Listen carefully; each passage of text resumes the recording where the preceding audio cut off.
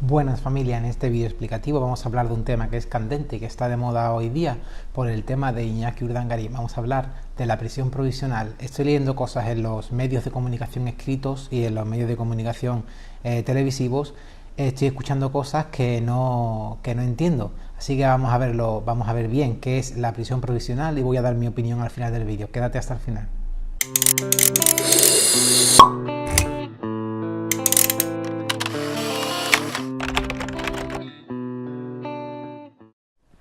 La prisión provisional es una medida cautelar personal, lo que quiere decir que es una medida que previene que algo pueda suceder.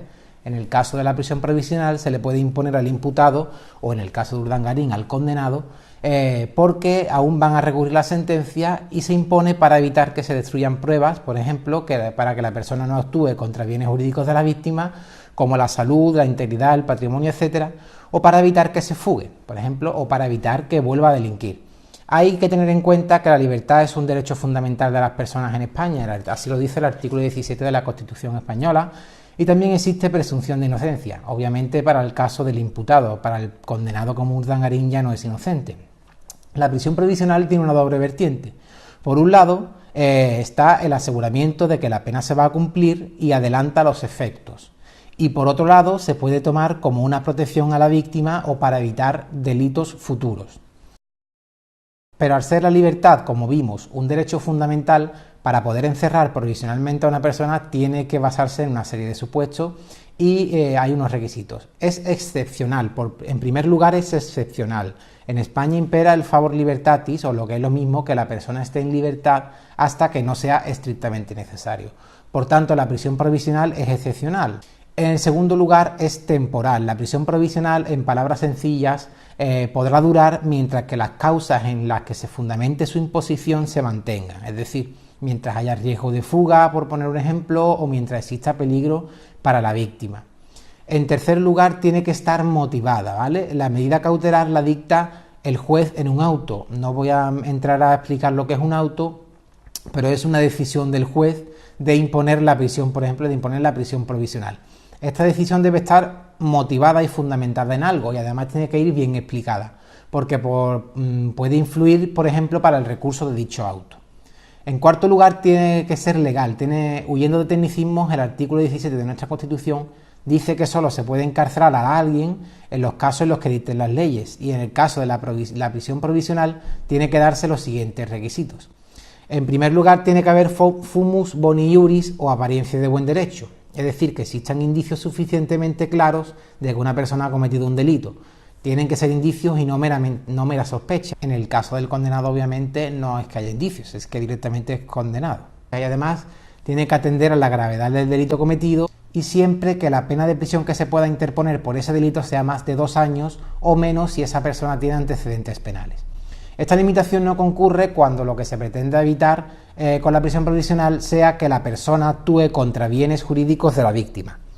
Es que ha saltado eso y no veo ni una puta mierda. Dale. Por otro lado, tiene que perseguir fines constitucionalmente legítimos, que según el artículo 503 de la Ley de Enjuiciamiento Criminal son los siguientes. El primero, que haya riesgo de fuga. Para ello se atiende a la naturaleza del hecho, la gravedad de la pena y a la situación laboral, personal y económica de la persona, así como la inminencia de la celebración de juicio. En segundo lugar, para evitar la ocultación, alteración o destrucción de las pruebas que se tengan contra el culpable. Para ello se atenderá a la capacidad de la persona para acceder por sí mismo o a través de terceros a las pruebas o para influir sobre otros investigados o otros encausados o testigos de la causa. En tercer lugar, para evitar que el imputado o encausado pueda actuar contra bienes jurídicos de la víctima. Y en cuarto lugar, para evitar el peligro de reiteración delictiva, es decir, que vuelva a delinquir. Que tiene que ser necesario. La prisión provisional es subsidiaria y se impondrá cuando no existan otras medidas cautelares que aseguren todo lo anterior, como la retirada del pasaporte, las órdenes de alejamiento, etc. Asimismo, tiene que ser proporcional. Cuanto mayor sea la limitación del derecho fundamental a la libertad, mayor tiene que ser el derecho que se intenta proteger y, por tanto, el juez tiene que fundamentar muy bien esta medida de prisión provisional. Vamos por el procedimiento para imponer esa prisión provisional. Primero hay una audiencia o vistilla, para evitar liaros con jurichorradas, es una audiencia a la que van las acusaciones particulares y el Ministerio Fiscal, que es la acusación pública, y la defensa. Si cualquiera de las partes pide la prisión provisional, podrán las demás partes hacer las alegaciones que propongan y las pruebas que se puedan realizar. Después de esa vistilla va la decisión judicial. Una vez que se celebre esta audiencia, el juez decide si procede o no a la prisión provisional, atendiendo a las pruebas y a todo lo que se ha visto antes, y de forma motivada dicta un auto de si concurre o no la prisión y por qué. Contra este auto, sea de prisión provisional o no, se puede interponer un recurso de apelación. No os voy a liar con los plazos, pero es un recurso para recurrir a ese auto. La duración pues tiene limitaciones. La duración de la prisión provisional tiene limitaciones en función de cuál es el motivo por el que se ha dictado. Si se ha dictado para asegurar la presencia del imputado en caso de que no esté condenado, para evitar en este acto que éste actúe contra bienes jurídicos de la víctima o para evitar la reiteración delictiva, hay un límite de 1 año. Si la pena de prisión por el delito es igual o superior a 3 años, inferior a 3 años, prorrogable a 6 meses si el juicio se va a alargar. Y existe un límite de 2 años si la pena de prisión es de 3 años o superior, con una prórroga de 1 año si el juicio se va a alargar. Si la persona es condenada en vez de imputado, la prisión provisional puede durar hasta la mitad de la pena que se le haya impuesto en sentencia del juez. Si esta se recurre, por ejemplo, en el caso de Iñaki Urdangarín, que son 6, pues sería 3. Si se ha dictado para evitar la ocultación, la alteración o la destrucción de pruebas, la limitación es de 6 meses máximo y no tiene prórroga. En cuanto a estas prórrogas, no voy a entrar en los requisitos, etcétera, puesto que no tiene gran importancia, pero sí tengo que decir que el tiempo que se pase en prisión provisional después se restará de la pena principal que se le haya impuesto a la persona. En este caso, si se condena a 10 años y se pasa 1 año en prisión provisional, le quedarían 9. Vamos con las modalidades de la prisión provisional. La forma normal es el internamiento en la prisión correspondiente. Después está la prisión atenuada, que se realiza en el domicilio con las medidas de vigilancia correspondientes cuando el internamiento en prisión pueda causar un grave daño a la salud de la persona. O se puede realizar también en un centro oficial o una organización legalmente reconocida de tratamiento de drogodependientes, cuando la persona se está desintoxicando y la entrada en prisión pueda frustrar este procedimiento, este proceso de desintoxicación. Después hay otro caso, que es la prisión incomunicada, en el cual la incomunicación puede durar el tiempo necesario, no pudiendo extenderse más de 5 días.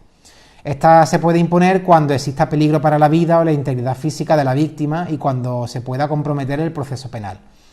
La incomunicación de 5 días, si se trata de imputados o encausados por terrorismo, puede reiterarse por 3 días más después de su vuelta a la comunicación, si el juez lo considera totalmente conveniente.